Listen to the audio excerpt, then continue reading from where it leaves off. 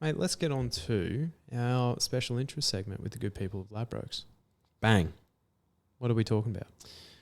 So, watching the Brownlow the other night, Ollie Wines had a great speech. Well done to him. Didn't see a minute of it. Yeah, I only watched the last back end of it, to be honest. But and part of his speech, he had a little bit of a dig at the teams who didn't draft him. So he went 7th overall in the 2012 draft. It wasn't a dig. It was just like glad Port Adelaide took me, blah, blah, blah. So I think maybe GWS and maybe the Western Bulldogs had picks ahead of him. Gotcha. Whatever. So I was like, okay, well, when has there been times where players have been maybe unwanted, they've gone missing, they haven't been drafted, or they've been drafted really late? Maybe they had a tough time even breaking into the top grade of their sport, the elite level. You know what I mean? And there's actually been not that many because there's so many like junior pathways nowadays that talent gets recognised pretty early on. Like I'm pretty sure the Broncos have an under sixes. Yeah, right. Yeah. Isn't there... Actually, don't know. Maybe. Isn't there under 20s called the Clydesdales? Oh, I'm not sure. There's the Toowoomba Clydesdales. Oh. Like they're an actual club that's been around for a long time. Like it's like they're 21s or something. It's called the Clydesdales. Yeah, maybe they're a feeder. Oh, couldn't tell you. I don't mind that. So yeah, that's what we're talking about for Ladbrokes this week is players who've, gone against the grain, haven't necessarily been noticed, had a tough time breaking in, but then have gone on to do absolutely astounding things. Mate, do you want to start us off or do you want me to kick us off? No, I definitely can. I was just trying to find because I was interested. That's why I was tapping away on my laptop. Ollie Wines' draft year. 2012. Yeah, who actually went ahead of him? Because I want to see what who he thinks is better than him. Okay. There he is. Ollie Wines, number 7. Okay. Lachie Whitfield, one of the best halfbacks in the game. So I think GWS probably happy with his their pick there. Jonathan O'Rourke, not as familiar with him. Not across my Greater Western Sydney players, if indeed he's still there. Rourke? Lachie Plowman, I feel like he's been around the traps. Should have done a lot more research on this. Jimmy Toumpas, he's been better for Melbourne this year. My brother-in-law is a Mad D supporter. And my manager at work. Jake Stringer, definition of hot and cold. But, he was All-Australian this year for the Bombers. And Jack McRae, I think he broke the all-time record for disposals in a year. And then you have Ollie Wines. So, yeah, he could have gone a bit higher, but... Yeah, well, you have to listen to the speech. Like, he didn't... To be honest, he didn't have a pot. It was just like, thanks to Port for picking me up at number 7, you know what I mean? And if you're the 7th pick, that's pretty good going. Yeah, lucky number 7. Accountability. There you go. Okay, I'll kick us off here because we don't want this to go for too long. But my boy, mate, it's 20 years to the year. It is 20 years to the year. That Brisbane started their dynasty, the Brisbane Lions. And who might have been a part of that premiership but the great Martin Pike. Pikey. So he played for 4 teams in his first 7 years of his AFL journey. Yeah, right. I think he started at Fitzroy, and then Fitzroy ceased to be a club. 3 teams, sorry. Fitzroy, then he went to Melbourne, and then he played 2 years at North Melbourne, won a flag there. But he had a bit of off-field issues. He was a naughty boy. Oh, no. But Martin Pike, one of the great footballers that Brisbane picked up because I think they got 5 years out of him and he played in 4 grand finals, won 3 flags. Thanks for that. And the good thing is that no one else wanted him because I think he basically, whenever he got on the piss, allegedly, he was a bit of work, apparently. But what Brisbane were able to do was get him on basically minimum wage. And basically, the only way he'd earn decent coin is if he got paid match payments as well. So he basically played every single game, every year he played. And they got great footy out of him as well. He was basically that utility player so that he could fit anywhere. But he was probably best just like picking up the loose ball off the wing and then just strolling in for goal, left or right. Bang. Bang. Yeah. Easy for some. You know who he looks like? Your old man. Does he? Yeah. Martin Pike, bald guy. You would have seen it on our stories this week, Drifters, because Mick Jones. Micking him. You know what we should call the tipping column? And this is Prue coming up with this. Keeping up with the Joneses. Because Kath Jones went on a tear to come third the first week, and then it was Mackenzie and Mick who came in the top 3 this week. But yeah, Martin Pike, I'll show you here. Does that look like Mick Jones? Oh, gee whiz. 100%. That's the podcast cover this week. Yeah. Has to. 100%. Has to. So, yeah, Martin Pike, one of the forgotten heroes of the Lions dynasty. Oh, who could forget him? Did you know who he was prior? No. No way. So I'm going to kick it off with some rugby league royalty. Jonathan Durston, my guy. JT. Mate, no club wanted him. He was good at schoolboy level. The only club that showed some interest, get this, the St. George Illawarra Dragons. Oh, I believe I know someone who goes for them. Yeah. This guy. Greatest halfback of probably the last 20 years, to be honest, because Joey sort of, the last 10, 15. Yeah. But anyway, no club wanted him. The Dogs ended up signing him for free. He played for match payments. They actually could only limit him to 7 games in his first year because if he played any more, they would have been over the salary cap. What was he... I heard this the other day. What he was doing as a job when he was at the Dogs in his first year. Not sure. Might have been painting stuff or maybe it was... I can't remember. Labourer or something. Yeah. Not sure. He had to do something because he was literally getting paid nothing. Mate, he was getting paid nothing. He was getting paid in merch. Guess who he was behind? Get what in merch, in training gear. Guess what halves pairing he was stuck behind? Sherwin. Brett Sherwin. And the 6... No, I can't remember. Your guy, Braithen Astor. Oh, no. They were ahead of him. He couldn't crack into the first grade team. Poor JT. To be fair, Sherwin was shit hot at the time. He was good, man. Elite kicking game. Yeah. Great grubbers. Don't know what happened to him. Yeah, he went over to the UK. Oh, yeah. Bit of pudge. Too many Yorkshires. So obviously the rest is history. He played for the Dogs for a few years. Came off the bench in the 04 grand final. Signed with the Cowboys the next year.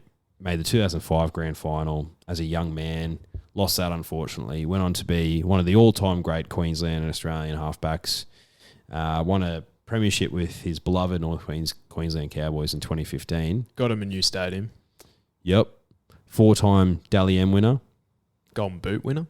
3-time Golden Boot winner. 3-time Golden Boot winner. JT. Future immortal. But unwanted. Too small, they reckon. Imagine if that was the case with Sam Walker. I wonder, can these judges see the size of their ticker? Yeah. Can you somehow measure ticker? No, they can't. Yeah. Well, that's what we should introduce, the ticker meter. Yeah. Because it's irrelevant in horses as well. There's some horses with big tickers. Very elegant on the weekend. BE? Hugest ticker. Big ticker. You know whose ticker who has grown in the off season? Riadini. Riadini. Enormous ticker. But not as much ticker. Not as much, no. Not a 9-time Group 1 winner. Ticker. Anna Visto showed ticker for the first time in a while. Oh, I was a happy boy. Obviously for the podcast. Well, it was actually a milestone moment. So it really was. We don't really touch on this anymore, but we actually do a charity bet.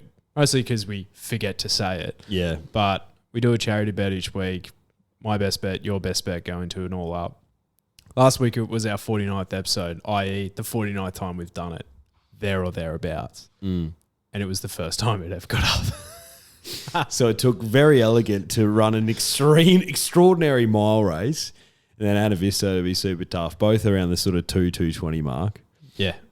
It's just amazing that we get 1 out of 2 pretty much every time.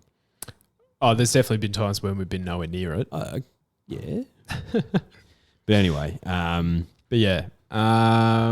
Yes. My next one. The team that I obviously loved the early 2000s, the Lions, but I was a young boy. One of the teams that I really grew into was the West Coast Eagles. Oh, I love that side. Ben Cousins doing his best work on the field. Juddy, Dean Cox, Adam Hunter. Loads of threats. So many threats just across the field. Daniel Chick. How good are they? He did the Angus Crichton. What, long hair? No. Chopped his finger. Chopped his finger off. Because it was just cooked. Yeah. I wouldn't do that. No. Strange. Automatic cooter, though. Cheer, baby. But yeah, Dean Cox. So what I've said here is from rookie list to all-time legend. Because he actually, I believe he changed how Ruckman played. Because Ruckman, early 2000s, they were very much, except for Clark Keating, who was, again, an elite Ruckman for Brisbane during that time, because he just punched the ball forward every single time. That's all you want. Predictable. That's all you want. Meters gain. Yep. And if he marked it from 60 out, he was having a shot. You love to see it. Yeah. And, he'd kick it 1 out of 4. 25%. Yeah. But Dean Cox, he was labelled, he went as the 28th pick in the rookie draft. Wow. So not even the actual draft. No. So in the year 2000, he was considered uncoordinated and really raw in his draft year. And he was the 5th ruckman in his waffle side. At the 5th string? At the start of the year, then he worked his way into the side, was the first pick ruckman into their grand final, and then he won best on ground. Wow. Yeah. So he talk about ticker, Cox, big Coxy, big Cox. He's got tons of it. But yeah, he retired in 2014. Retired a premiership player, 6-time All-Australian. And I believe he changed the way that ruckman play. What a guy! Unreal. That is big ticker, big Coxie. That's what the boys call him. Actually, a few of the boys refer to him as Bruce. Started. Have you heard of the name Ben Wallace? I haven't. NBA player. Just became a Hall of Famer. Interesting. Went undrafted. Crikey. Ended up winning a championship with Detroit. 2004. Yeah. 4-time Defensive Player of the Year. Wow. Yep. You know who this is reminding me of in great comparison? Zesty Lemons of NBA 2K fame. my player Alias. Yeah.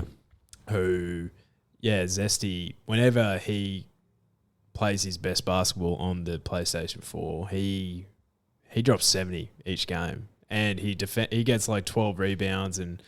Was he undrafted though? 10 steals. Sometimes he was. It depends on the storyline. Yeah, it does depend on the storyline. Depends what 2K's got in store for poor Zesty. Exactly. 1 year he definitely was undrafted. And then he had to grind in the G League. And then he got through. Yeah, well, similar story for Benny Wallace. Mate, 4-time depoy.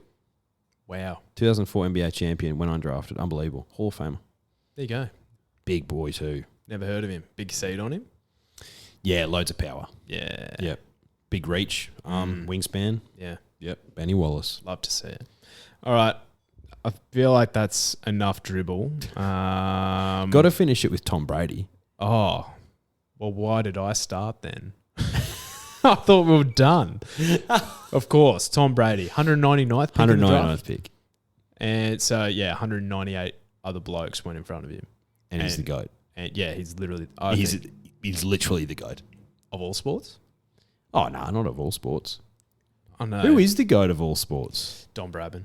You reckon? Just so much statistically better than everyone else? Yeah.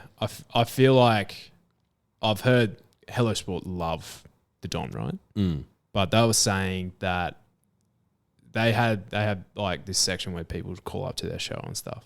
And one of the people who were calling up is like this stats guy. Yeah. And the Don was like statistically 20 to 30% better than any cricketer that's ever lived. Yeah, which is a bigger margin than what you can compare like Michael Jordan to or Babe Ruth. Yes. Something like that, yeah. And I feel like everyone's equal in each era of cricket, if that makes sense. Yeah, because Competition's the same. Yeah, the competition's the same, yeah. Yeah, So it's yeah. kind of like for like. So the Don was just so much better. Yeah. Yeah. Yeah. But personally, of the greatest people that I've seen play of any sport, cricket, punter. Yeah. Yes. Maybe Shane. Shane was pretty good. Could turn a leather ball. Yeah. Could make it do things in the air too. AFL, probably Chris Judd, I'd say. He's probably the best I've seen. And then rugby league, I'm going to go out on a limb here. Jason Taumalolo. He's one of the best I've seen. Big seed on Jason. Not as explosive this year, been a bit injured, but go back to that 2015 year. Unstoppable. He really was. I think the GOAT for me in rugby league is Joey Johns. Mm. JT close second, just because I love him so much. Mm. Anyway, Tom Brady, well done.